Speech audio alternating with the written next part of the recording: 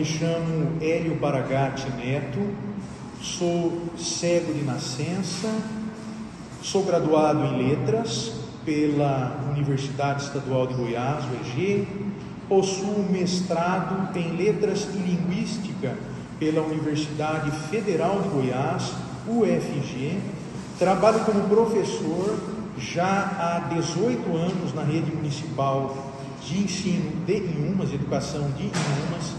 Atualmente desenvolvo um trabalho na Associação Pestalozzi de Inhumas, projeto na área de musicalização de pessoas com deficiências, deficiências variadas, mas em sua maioria autistas, né? Em média eu tenho 33 pacientes, dos quais 21 atualmente são autistas, né? 21 deles atualmente são autistas. Eu também atuo em outras áreas, né? Eu escrevo, sou escritor, com 5 livros publicados, 4 deles de poemas e um resultante da minha dissertação de mestrado. Eu apresento programa de rádio, eu escrevo, né? Atuo como youtuber, tenho um canal no YouTube chamado Sala de Poesia. Inclusive, quem estiver assistindo a esse vídeo e quiser se inscrever no canal, procura lá no YouTube Sala de Poesia, dá uma força para mim, né? Então, esse sou eu. O meu nome é Ruth Joanite Baragatti, sou mãe dessa figura aqui. Sou professora fundamental, mas sou mais dona de casa, né? E sigo eu, vou em frente. Hélio, para a gente começar a nossa entrevista, a gente queria perguntar para você um panorama da sua vida, um ponto de vista da sua vida, da sua infância e da sua juventude. Fala para a gente como que foi. Olha, a minha infância, a minha juventude, elas foram sempre uma sucessão de desafios, de lições, de aprendizados que, graças a Deus e graças à minha mãe aqui presente, né, eu consegui enfrentar, primeiramente porque eu recebi um apoio amplo da minha mãe e da minha família. Por exemplo, na minha infância, quando eu tomo consciência da minha deficiência, que é aos 4 anos de idade, e eu chego para minha mãe e pergunto para ela por que tem algumas coisas que outras pessoas fazem e que eu não estou fazendo, ela me diz abertamente que eu não enxergo, me explica o que é isso, o que é enxergar, o que é não enxergar, e ela me diz o seguinte, que isso não significaria que eu fosse incapaz, isso não significa que eu seja incapaz, significa apenas que eu precisaria me esforçar mais do que as outras pessoas, né? Trabalhar mais, estudar mais, me dedicar mais, para que eu chegasse aos lugares na frente da minha deficiência e não a minha deficiência na frente de mim, porque muitas vezes o que acontece é isso, é a deficiência chegar na frente da gente. Então, olha, está chegando lá um menino cego, é o Hélio. Mas, na verdade, quando a gente chega na frente, é diferente. Quando a gente chega na frente da deficiência, olha lá, tem um menino cego, o nome dele é Hélio. Quer dizer, a cegueira, a deficiência, passa a ser um detalhe, né? Um detalhe apenas. Então, a minha mãe sempre me deu força, né? Ao longo de toda a vida, eu creio que a gente vai desenvolver mais isso depois, né? Com as perguntas que vocês forem fazendo, né?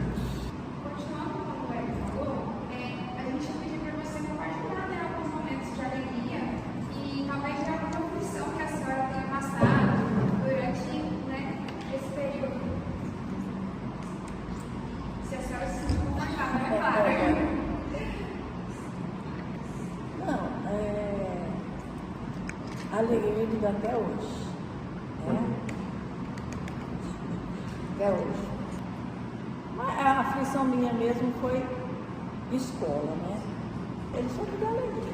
E quando a senhora colocou ele na escola pela primeira vez, a senhora percebeu que foi bom, que incluíram ele da maneira correta, ou a senhora ainda percebeu que tinha muitas falhas na educação para receber uma criança deficiente? Não, Toda escola que recebe um deficiente, ela apavora. Né? Na época dele. Apavora. Tem professor que não sabia como lidar. Falei, não, gente, ele é normal, ele só não enxerga. O resto ele faz tudo, né? Eu não tive problema assim com ele. Aí você vai explicando o que ele faz. Não, ele faz isso. Mas ele tem que se adaptar à escola. Você entendeu como que é o negócio? Aí no começo da escola ele ficou rebelde, né? Fiquei, chorava, de vez em quando. Rebelde. Tá meio Aí rebelde. o pai dele botou assim, você tem, então eu vou te botando numa escola interna. É verdade. Você vai ver só pai e sua mãe uma vez por mês. E ele achou que eu tentava. Nós pegamos ele, botamos ele no carro e vamos até na saída. Foi. Aí ele sentiu que a gente ia fazer isso, aí ele voltou, aí ele sempre foi o primeiro aluno. Sim. Eu falei assim, quem tem deficiência ele tem que ser melhor dos melhores, para ele ser respeitado, senão ele não é respeitado. Entendeu? É só uma alegria, né? Assim, as aflições assim, são muito entrando na escola. Em algum momento você sente ou sentiu que a sua deficiência visual impactou de alguma forma a sua autoestima, a sua percepção sobre o seu valor pessoal? Em algum momento você já se sentiu inferiorizado? Nenhum momento eu me senti inferiorizado. Justamente por causa disso, por causa do apoio que eu sempre tive da minha mãe, que me disse, sempre fez questão de me dizer que eu não sou inferior a ninguém. Lógico, eu nunca me achei superior a ninguém, isso é fato. Mas que eu não sou inferior a ninguém, que eu não sou incapaz, que a minha deficiência não me impedia de fazer as coisas. Então, sempre que eu me via em dúvida com relação a outra ligação que eu tenho muito forte com a minha mãe, sempre que eu me vejo em dúvida com relação ao que fazer, eu não hesito em pedir um conselho a ela, por conta da experiência, por conta da vivência dela, né? Você já sentiu medo ou ansiedade em relação ao futuro, em algum momento? A senhora nem chegava a pensar, a senhora ia deixando um dia após o outro, a senhora não preocupava? Não, eu estava na retaguarda. Aí quando a gente percebia que tinha um preconceito lá, eu estava na frente. Você entendeu? Entendi. Eu sou a retaguarda. Quando a senhora percebeu o preconceito, a senhora ia falar diretamente com a pessoa? A senhora enfrentava? A senhora nunca Porque ele fez o mestrado, eu ficava lá na UFG, sentado, 4 horas lá. Os meninos ficaram amigos da minha mãe, cara. Na UEG, aqui, que ele fazia letras, eu ia junto. Eu ficava sentado. Porque aí eu aproveitei e fiz espanhol, né? Assim, pra super. Então, a gente que está ali, a gente vai vendo, né? Se tem, porque preconceito existe em tudo por isso. E as pessoas costumavam não agir com naturalidade? Não, a pessoa assim, é porque ele não enxerga. Eu disse, agora ele não enxerga. Não, ele é cego. Deficiente. Não é deficiente visual, mas ele é cego mesmo. Deficiente visual é que tem que ver essas coisas, assim, ver vulto, essas coisas, certo? Ver a claridade, ele pode enxergar, mas sabe que aqui está claro. Agora ele não tem isso, ele é cego do espírito, né? Então vai trabalhando com a cabeça da gente. Então a gente vai entendendo as coisas, né? Depois eu explico. Mas assim, ele não podia perceber que eu. Sim, às vezes você estava meio fraca, mas você não deixa de perceber. Não. Entende? Porque ele perde a força. Isso, você era a força dele. Ela é minha fortaleza, né, hoje. Dona Lúcia, é assim, ó. Ninguém nasce sabendo lidar, né, com a pessoa que tem uma deficiência. A gente vai aprendendo, né? Só foi aprendendo, desenvolvendo com o tempo, né? Tipo assim, hoje, às vezes a professora tem medo de receber um aluno, porque ela não tem essa capacidade, mas ela pensa que não tem, mas é como uma mãe, né? Ela vai aprender com o dia a dia, a lidar, né? A senhora, como mãe, também não teve um curso para lidar com ele, a senhora foi aprendendo com o dia a dia. Foram se desenvolvendo juntos. Ele, né, como ele era, tal, assim, tudo assim, juntinho. Então a gente vai crescendo. Vai se adaptando, junto, né? Vai adaptando. Não, ele não faz isso, mas se ensinar, ele faz. Tem que ter paciência, né? A minha mãe, ela ouviu muita coisa desagradável também nessa trajetória. Eu vocês falando sobre a questão da ansiedade ou da preocupação com relação ao futuro. A minha mãe, outra palavra que também está bastante na moda já há um tempo é resiliência. A minha mãe sempre foi bastante resiliente.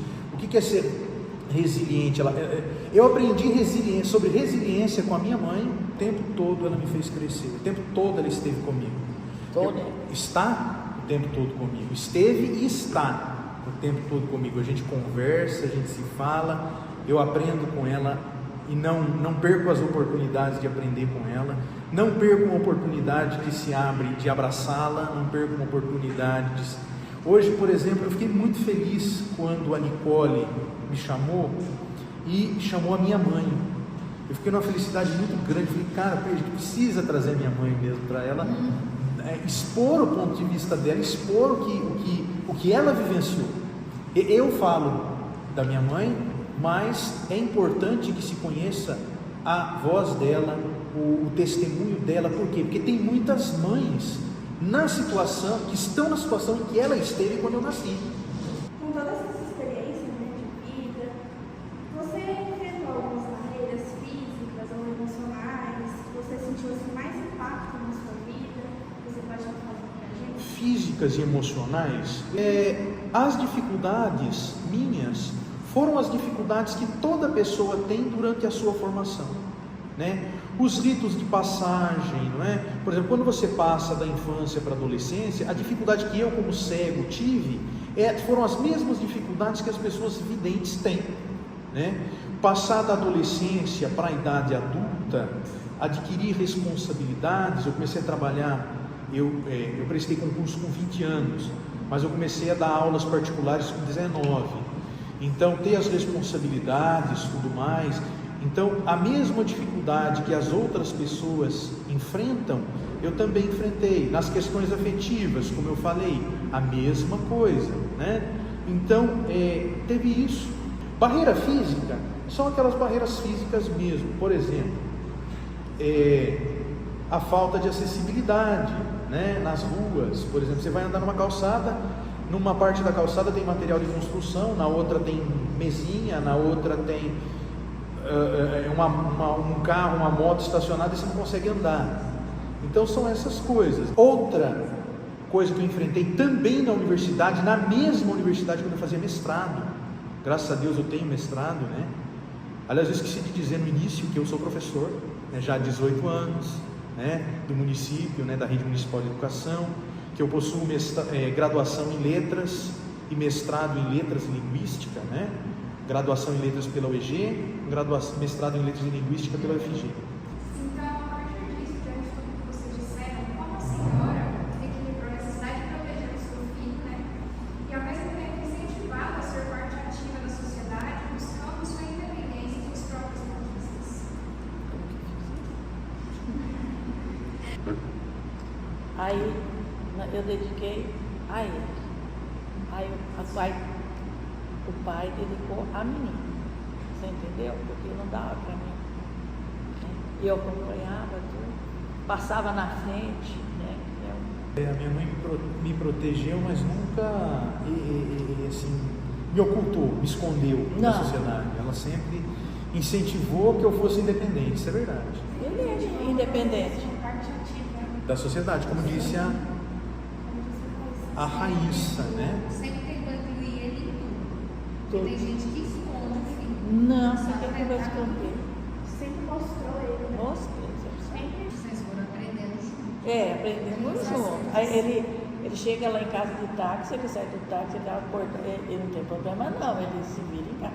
Na casa dele também. Na casa também. Na casa dele ele entra de boa, porque quando ele arrumou a casa dele, eu levei ele na casa dele, sem móveis, para ele Apresentou tudo. Aí tem que andar lá, tá. Depois eu pus os móveis dentro da casa, aí ele foi de novo para ver onde estão as coisas. Então a gente tem que assim, não, você fala assim, vou mudar essa mesa aqui. Ó, essa mesa não está mais aqui, essa mesa está aqui. Você entendeu? Tudo dentro da casa você tem que explicar onde estão as coisas, senão vai tombando. Né? Hoje eu não preciso fazer isso, certo? Ela fazia, né? Porque a mãe tirava. Desse Diante de todas essas dificuldades, esse trabalho diferente, Vocês acham que hoje em dia a sociedade ela está mais capacitada, ou então ela se importa mais em atender a pessoa com deficiência visual? Não. Não. O que vocês acham que isso pode mudar? Conscientizar as pessoas. Conscientizar as pessoas. Tem lugar que nem tem o cachorro, tem lugar que você não entra com o cachorro de jeito nenhum. Tem gente que você não pode brincar com o cachorro, mas tem gente que vai lá e brinca com o cachorro. Você entendeu como que é o negócio? Não tem respeito, não tem respeito. Tem que começar lá em cima, para conscientizar lá em cima, para depois você vir assim. Porque para deficiente no Brasil, tem lugares que acolhem bem, mas tem. Verdade. Eu acho que não mudou nada. O que mudou? Aceita na escola, mas o professor não está preparado. E tem professor que não está nem aí. Você pode ver o que acontece com o autista. Está aí, ó, vocês podem ver. Tem não sei quantos autistas que trabalham com autista. Eu trabalho com 33 pacientes, 21 são autistas. Não, tem essas coisas. Então, tem coisas que a gente vê que a gente fica revoltado. Então tem que conscientizar o povo. Mas para mim não mudou nada, não. Na escola, a gente enfrenta, como a minha mãe disse, a gente enfrenta umas realidades que são complicadas. Por exemplo, professor de apoio. Na nossa época, na época em que eu estudei, não havia essa obrigatoriedade do professor de apoio. Hoje tem. Mas aí o que acontece com o professor de apoio? Quem é que é posto como professor de apoio? Tem dois extremos. Ou é o estagiário.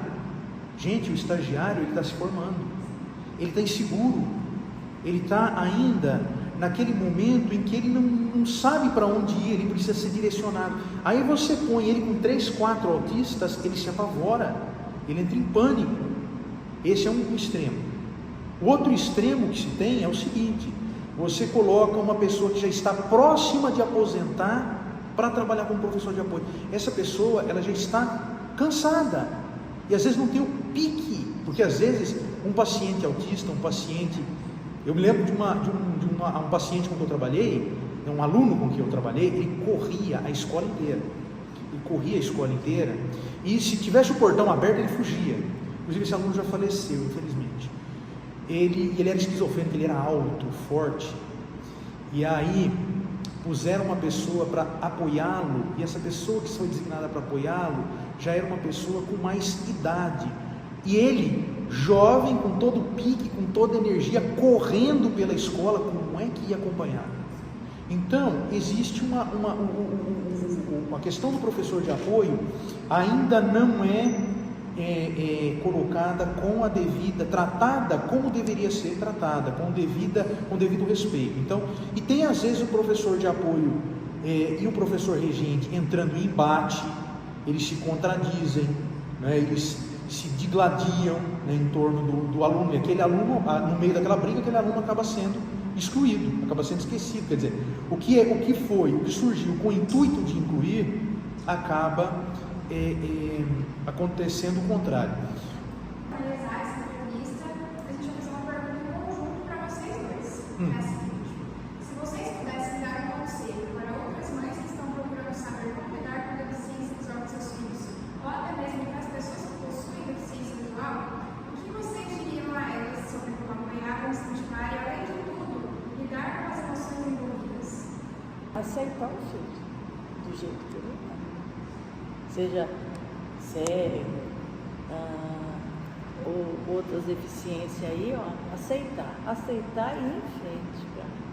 Tem que aceitar e vai em frente, não deixar o menino cair, vai em frente, você é a base dele, né, para eles crescer, porque senão eles ficam naquilo ali, gente, eles não vão em frente, mas tem que ser mãe, né, tem que amar aquele ser ali, ó, ele com deficiência ou não, você tem que amar. O que eu aconselho para as pessoas com deficiência? Minha mãe deu o conselho para as mães, eu dou o conselho para as pessoas com deficiência.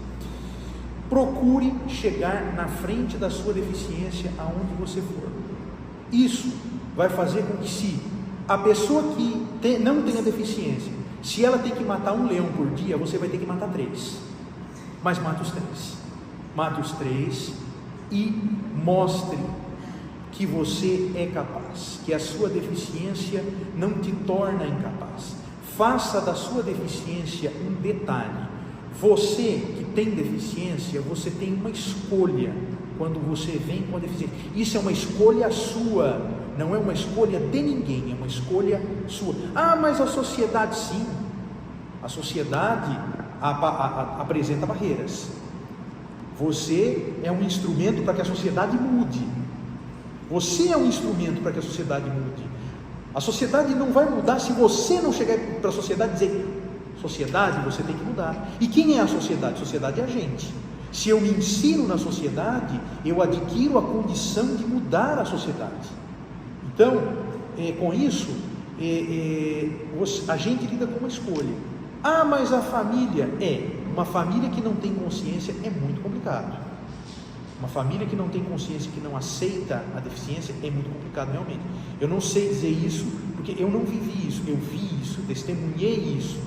Então, por exemplo, eu aprendo a fotografar, eu fotografo de vez em quando.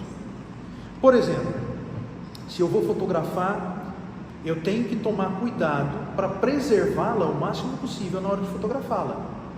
Eu não posso tocá-la, dependendo da maneira, eu não posso tocá-la.